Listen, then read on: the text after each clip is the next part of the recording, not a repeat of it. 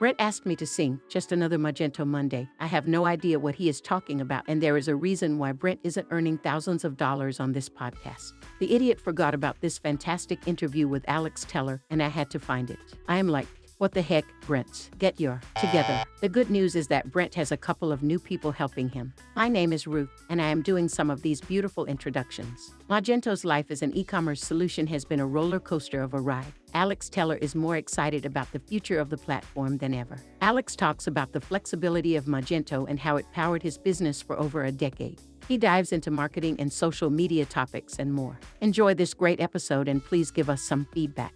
Brett is only paying me in feedback right now. Good thing I am here to keep him on track.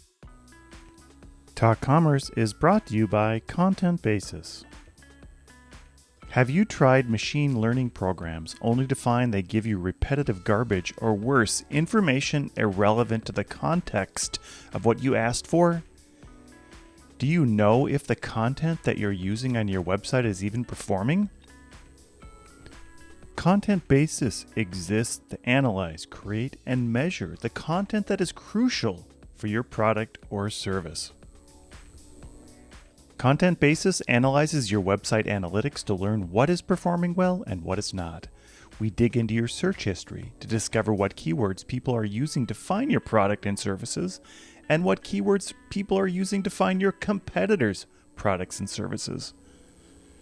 We create a content plan to help you deliver content that wraps around your most vital products and services, and then we track the performance of this content, reassess it, and make it better. Go to contentbasis.io to learn more. The open beta program is available to new users. Go to contentbasis.io. Talk Commerce is sponsored by Haifa, or as the Europeans say, Hoofa, or the right way to say it. Hoofa is rapidly becoming the biggest Magento front end after Luma. For those who don't know it, Luma is the basic theme that comes with Magento, and it is giantly slow. If you're looking for a template-based front end with the fastest loading times in the e-commerce industry while saving costs on development time and hosting infrastructure, Hoofa is your best option. Everybody loves a fast site, including Google. Improve your Google ranking and conversion rates and make your customers happy. Learn more at hyva.io. That's hyva.io. My name is Brent Peterson, and I'm your host. Please remember to subscribe wherever you download your podcasts. And now, Talk Commerce.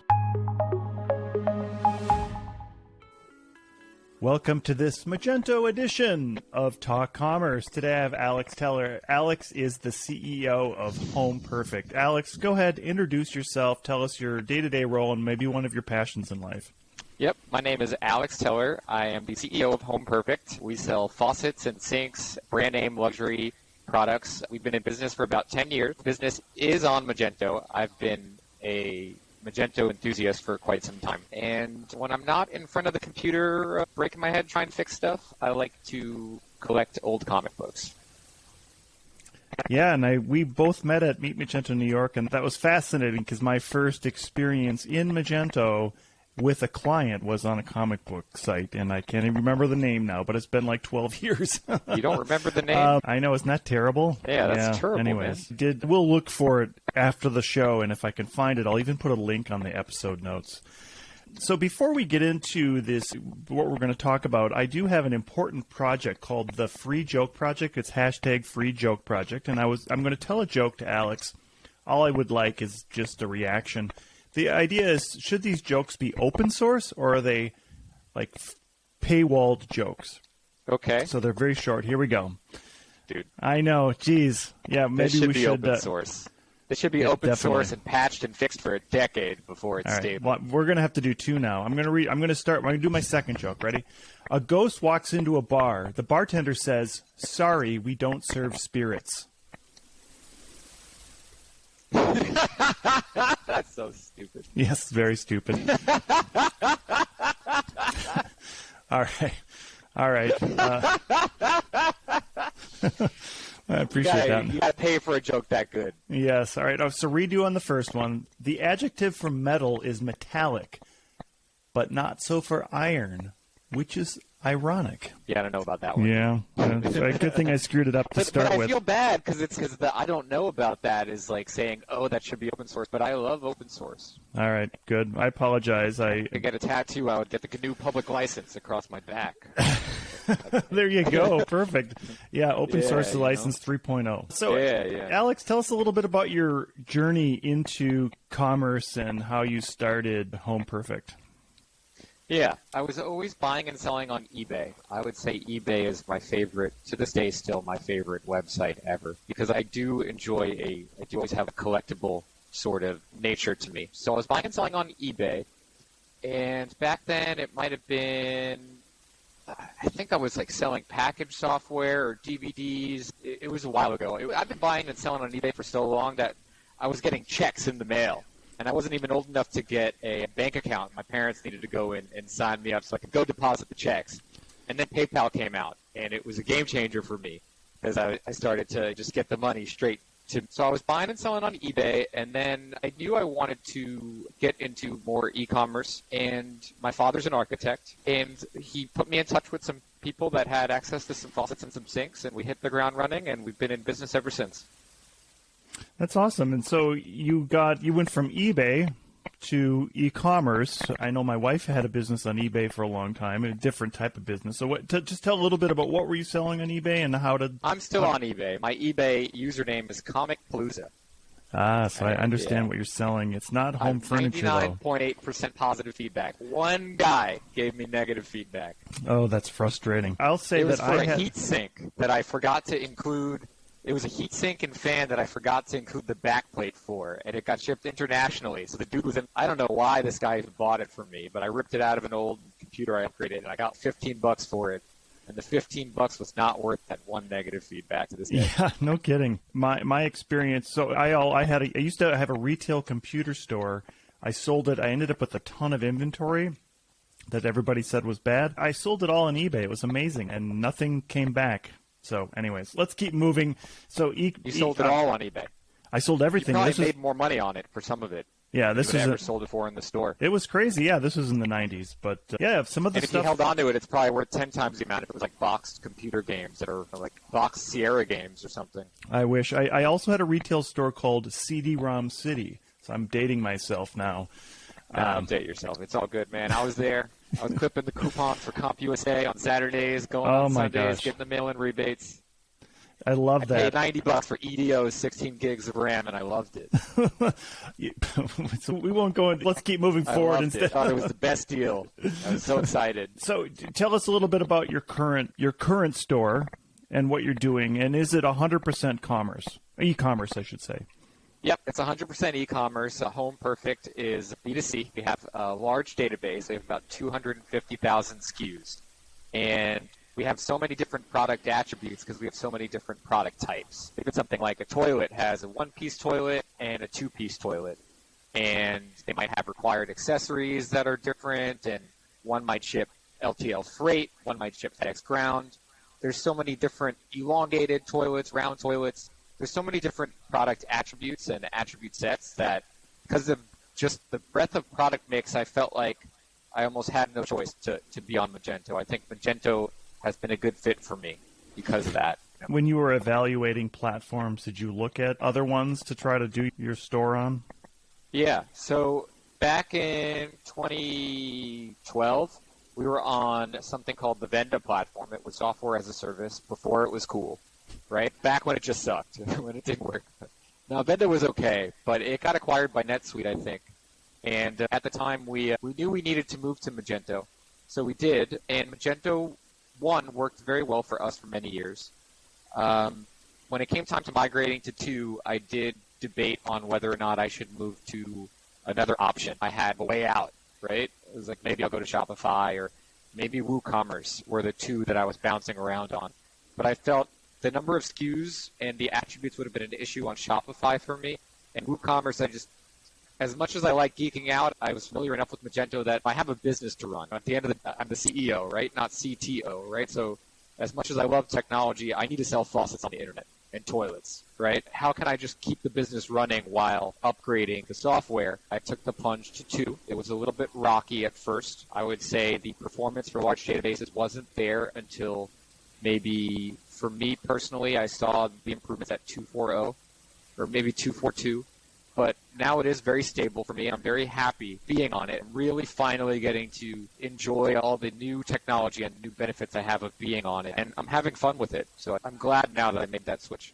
And I think you're in a particular market space that has a lot of, like you had mentioned, attributes, and those are just parts of a product that can be identified. And in Magento's case, they worked also to make configurables and child products. So if you think about on Amazon, that left side when you're navigating, that's your attributes, just for our listeners who don't understand the concept. Your particular market is very attuned to having very complicated products that can balloon your SKU count. Maybe talk about the challenges of having so many SKUs and how you've worked as a merchant to make customers be able to find the right product when they need to. Yeah, short, Brent, it sucks. Let's take, for example, the lighting industry. The lighting industry will create new products, and they'll already have a SKU count of 2,000 codes. And then they'll just discontinue on a whim the next year. They might not have even produced some of these things. They just keep throwing stuff out there and put it on spreadsheets. And sometimes the information is so bare from the vendor, but at the same time, we have the information when we go on their website. So at the end of the day, I think our customers know what they want. We're not really looking for the customer who is, I want to redo my bathroom or kitchen, but I don't know what I want. We're very much looking for people that come into us with a brand and part. And when they do, we want to at least be able to have that brand, that part number, that image, and offer ideally a compelling price for them. And we really want them to come to us not just for one item, but for a whole list, because we have salespeople that will walk them through a quote and make sure it's compelling enough. Or we have a members-only price club that uses the Magento cart rules to, if they log in, a lot of the prices might be heavily discounted and make it compelling for them to use us. So that's where we are. We want you to go to us, maybe showroom first, or maybe discover the product that you want somewhere else, but then come to us for the best deal. Yeah, you mentioned price rules. Do you have ways to get your average cart value up in terms of when they're navigating through your site, you want to recommend other products, things like that? I would say that's 1,000,000% credit is given where credit is due to our recommendations, our AI-driven recommendation. We analyzed years of sales history, and we started with maybe a more dumb AI, if you would call it, right? Just saying which products were most often purchased with these products. But now that we've gotten more information and every sale trains that and gets that smarter, we're now able to maybe use the category data to boost and optimize which related products we show. It really helps. Sometimes a customer might come in and say, I didn't know I needed this in-wall tank carrier for this toilet. I don't know if we personally want that customer, but at least we show it, or we show the seat that goes with the toilet, or we show maybe a sink and faucet that other customer have purchased. So it's definitely very detail-oriented for us. It needs to be exact and precise. And we're not selling a pair of sneakers. He's not just swapping out their faucet because they like a black one day and a gold one tomorrow. They're making that investment for a while. Yeah, and I think recommendations is something that really scales, especially as you grow your traffic and as more people, as you start collecting that information for what other customers are doing, that's where it really comes into play. Do you mind telling us which recommendation engine you're using for, you mentioned AI, so are you using a out-branded one? Oh, yeah. I really value the close relationship I have with my host and provider, cloudmachines.io. I think they specialize in large databases and large catalogs. And I think in particular they developed a software called Competer.ai, which is like product information management and also AI recommendations. I think I was like an alpha partner, and now they're going to market pretty soon and adding some new clients. So I'm really excited about what they've done with me and for them to be able to offer that to other customers. What would, if somebody were to come to you and say, I'm so afraid of machine learning, how would you encourage another merchant to embrace the idea of machine learning? I can really say it comes down to cost for us merchants. Some solutions are just too costly, and I personally can't sign a contract. I can't spend crazy amounts on budget. I have to allocate a certain amount towards ads, and I have to stay profitable. I'm not a company that's looking for. I looked into you, Brent. You said something about how like you had loss leaders at your software store. We're looking to make money on every order, and I'm not saying we're gouging our customers. We're delivering a competitive price, but we can't give away these items. We need to make money, and if we start spending a lot on very expensive features, we could just kill our whole budget. If somebody is scared about the concept of AI, me personally, if I were to, as somebody who's probably more computer geek than most business path sorts of people, I would just show them the price and tell them that they have nothing to lose if it's priced well enough and if there's really no commitment. Yeah, I think I've talked to a number of different, say, fraud providers, and they use AI to help with the transactions to make sure, hey, is this a fraudulent transaction, non-fraudulent? And I always give the example of a client that we had in Mexico who had a call center that would call every single merchant to make sure that it's the right merchant, right? And at some point, that just doesn't scale anymore.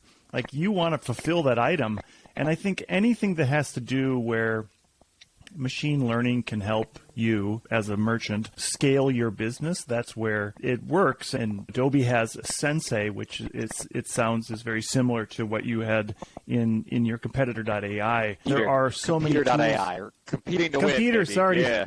Yes, computer. Sorry about that. Computer. Yeah, there's just so many different places where you can get wins, and I think people need to embrace it more. And the other thing is that it has to learn. Like, it needs to be there. It has to start collecting data and has to learn from it. But cost is so prohibitive. Just to use your example of fraud, there's so many, and I see the potential, and I see why there's fraud companies out there, right? But me personally, just to shed some light on what I use for fraud, I have MaxMind filters, right? And I pay them a very nominal fee per transaction to hit thresholds that I'll then review. And am I self-insured? Yes. But if I went with a company that insures me on those frauds too, the cost would just be completely not make sense for us. So that's the solution that I did, and I put a lot of faith in MaxMind to machine learn and catch the frauds for me. But I've been very fortunate and very observant, and I like the software, and I think that it does work for me. So I was able to keep costs down by doing that. As a medium-sized merchant, do you find competing against the big stores like Home Depot or Lowe's or something like that, do you find that because you're so targeted in what you're doing that you're offering a much better value for what the clients are getting? I think Home Depot maybe is better for a lot of things. If you came to me and you were like, hey, I want a new toilet, Alex, and I'm in California, and I'm like, okay, Brent, what toilet do you want? And you're like, oh, I saw this one at Home Depot. It's $150. I would say go to Home Depot. Definitely go to Home Depot. And while you're there, pick up a faucet. Because that toilet, for me to ship to you, if I wasn't shipping directly from a West Coast fulfillment center, which I can do with Magento, with MSI, it's so expensive to ship something like I almost don't even want the sale. It might get damaged. And it's not really a luxury toilet. If you take, for example, the Total Neo Rest, which is really cool, and it has a integrated heated bidet seat, and I tell everyone you're a plebeian if you don't have a bidet. You got to have one. That $150 toilet doesn't have that. And it doesn't have an auto-close lid. It's air deodorized. It doesn't have a concealed connection, so you don't even see the wires. But that Total Neo Rest toilet costs $3,000. So it's different customers, and for us, we're trying to give them the best possible product at a good price. So the niche part of it, or the specific market segment that you're serving, serves you well because you're working on being you're targeting certain types of clients and what you're doing, and that's been successful. That's a good representation. Yeah, all the time. And even my father will be like, I need a new light fixture for a rental place in Brooklyn. And I'll be like, let's go to Home Depot. Let's go do it, man. This is $150. They do a great job with lighting. So everyone... or let's go on Amazon and let's find something that where it is. There's just different customers like different things, and there's enough of a market that what we offer is really more branded luxury products.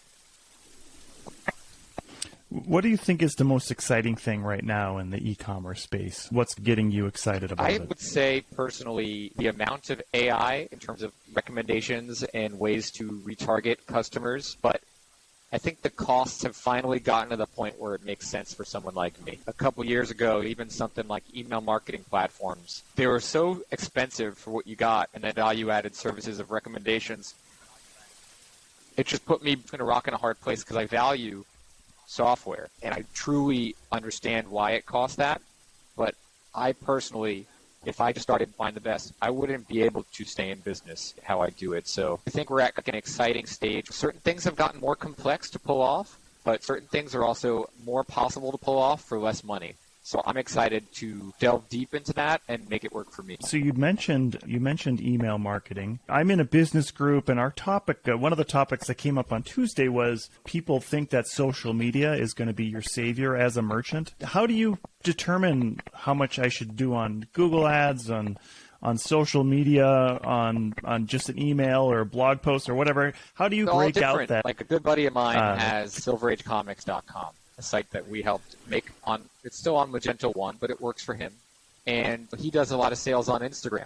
We're selling vintage comics on Instagram, and we'll go live and we'll have a couple drinks and we sold like a $25,000 low-grade copy of the first appearance of The Flash on Instagram, which is crazy. And we'll sell a ton of $100 books and $50 books. But to get a $25,000 sale on Instagram is nuts. And for him, something like social is more important. For us, a lot of our customers aren't really on it that much. They'll be like, they don't even really know how to use a computer that well sometimes, or they don't care. Like they know what they want, and they want a good price, and they know they're going to get a tracking number in an email. And so while for this particular business, certain things aren't embraced in terms of allocating marketing budgets, I would say, yeah, there's more budgeted on Google, right, or Amazon. But on other businesses, it could be everything. Yeah, you took the answer out of my mouth. It is specific to businesses, and I think as you're even getting into B2B more, the social aspect of it isn't as important as some of the other channels you have to help market your business. I think that one thing I know Gary Vee always says is if it's there, try it and test please it. Don't. What do you do for testing some? I was talking to Kalen at the Meet Magento after party right before I talked to you. And he was like, hey, man, you remind me of, dude, like, you remind me of Gary Vee. And I was like, bro, like, please, I'm not. Like, I'm my own person. And he's like, nah, but you probably go to the flea markets and stuff. I'm like, yeah, I go to the flea markets. And you probably buy a bunch of things. And like, I do that. But I don't know. I'm not really I very much get a thrill from an actual sale, but I'm not going to, like, say something more broad. I'm very specific, and maybe that just comes from having more of a technical background as well. Yeah, no. So what I was going to say is that testing things and trying things out are always important. And I guess going back to social media, how much do you test on those social platforms to see if it's going to bring you some business from those? Are they going to convert to a sale if you did videos on not for the $4,000 toilet, but maybe for the $300 wash with seat. The thing is, you never want to get too comfortable just doing one thing, and you always want to try everything. But sometimes that fear of missing out, you get grounded when it's a grounding feeling when before you know it, you have no more money left in your bank account. So it's a humbling feeling to be like, I have no money to do this. And I'm not saying we don't have the money to do it. I'm just saying you always need to think from the perspective of maintaining a profit line, Yeah, so fear of missing out is a great example, and then also the capacity and the bandwidth to do all those different things you'd like to try. It's amazing too, Brent. It's amazing to not get off subject just to say social media is incredible. The fact that we could go on Instagram at midnight from my friend's comic shop in Queens and get 200 people in a stream, 100 people in a stream, and have people just buy is such an amazing sort of like feeling. Like it's so empowering to be like, we just made our own home shopping network. Like feeling it with our own. We're probably we're cracking jokes and we're being a little bit Wayne's Worldy, but the customer likes it too. That creates like a personal relationship. Like I ran into a guy after we did that show, and he was like, "Yo, man, like you're the guy I'm drinking. Like your cup was like it looked like you were drinking a cup of pee, bro." And I'm like, "What are you talking about, dude?" It was like I think it was like Gatorade. Well, it's like the guy was watching. Like you had a captive audience, and he remembered, and he came up to you, and that didn't cost anything. It was free, and it was sincere, and it was memorable. So depending on what you're doing, it could be the most important thing.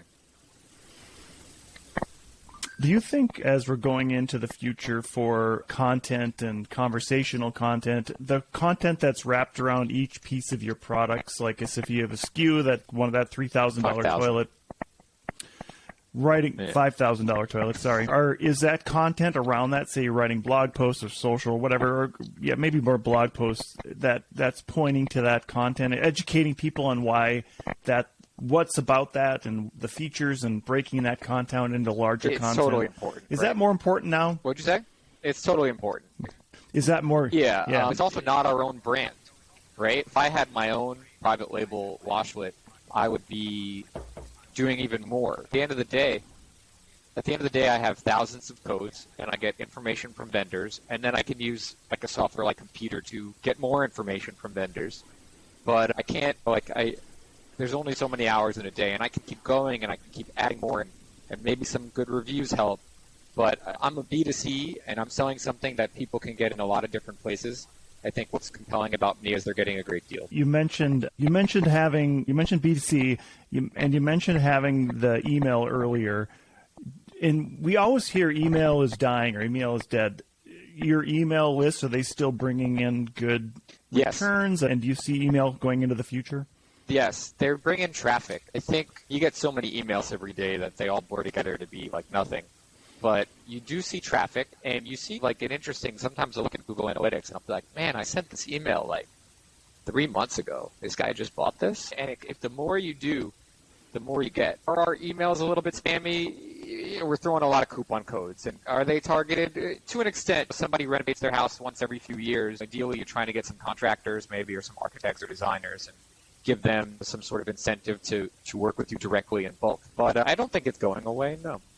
You think it's going away, Brent? No, I think email is going to remain strong. I saw a tweet the other day that we need a spam folder for texting, though, and I would say that texting can get super annoying, and I've signed up for a couple of different brands they say, we'll text you every once in a while to send you a coupon, and then all of a sudden I'm getting a text twice a week. Yeah, I get a text from a gun range. Me and my wife, she's from Texas, but we go to, near her house is like there's an archery range on the second floor and a gun range on the first floor, and we just did archery there like once. And they send me texts. They're like, come to Valentine's Day at Saddle River Range. Like, extra ammo is half price. And I'm like, I like it, but it's lost on me. I'm in Brooklyn. Yeah. I'm not going to Saddle River Range for Valentine's Day. Maybe that'd be something that you should try this year. I would definitely do it if I was there. Just shout out to Saddle River Range, guys. The texting's working, guys. Keep texting me. Yeah. I read it. I guess one of the points I'm trying to make is that there is a tipping point. Email, we don't want texting to turn, like people say my texting inbox is something that everybody reads the text. At some point. Yeah. Unless it's 5 of your 80 friends from high school. Yeah. There you go. Text group that goes around and around. Yeah, I hear you.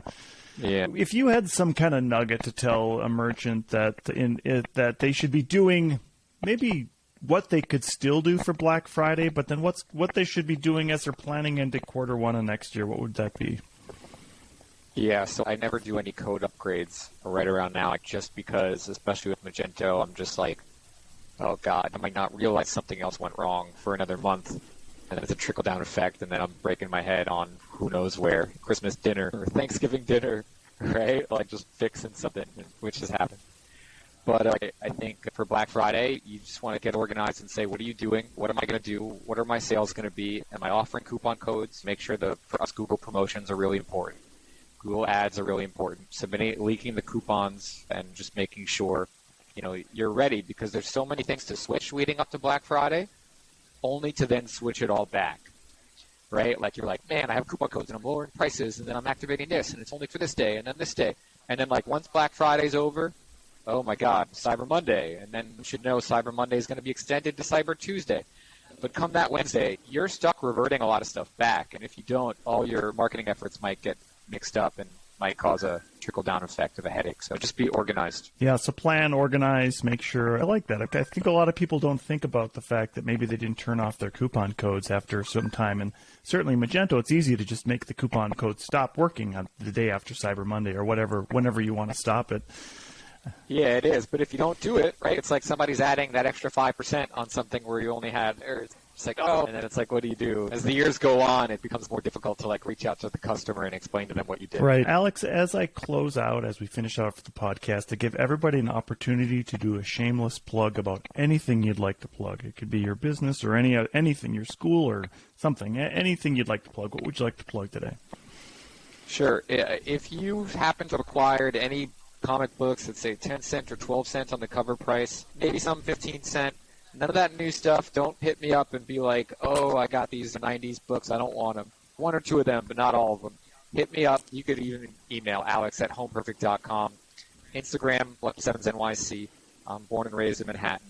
or on eBay at Comicpalooza. I'm always buying. I'm paying cash for your collectibles. And in particular, 60s Marvel books. I can give you a good deal, and I'd love to buy bulk. And I buy collections. I buy inheritances. I'll go anywhere, and I'll come to you. And let's buy these books. I like to keep some of them for myself. I am a collector too, but I do also sell. Awesome. It sounds like you should also have a online comic business. Maybe I do. That's awesome. Alex, thanks so much for being here today. It's been an enjoyable conversation, and I wish you all the best on your BFCM, as they like to say nowadays. Yeah, but it's BFCMCT. What is a CT? Black Friday, Cyber Monday, Cyber Tuesday, extended. Extended. There you go. And then we'll call it Christmas in July soon. Yeah. God, I think it'll just be year-round. With us, it's always year-round. If you join our Perfect Members-Only Price Club and you sign into your account, all the prices are cut in half. So every day is Black Friday at Home Perfect. We're just trying to get you the best possible deal on your full renovation. Awesome. I will put all these links into the show notes, and I appreciate you being here today. Thank you, Alex. Thank you, Brent.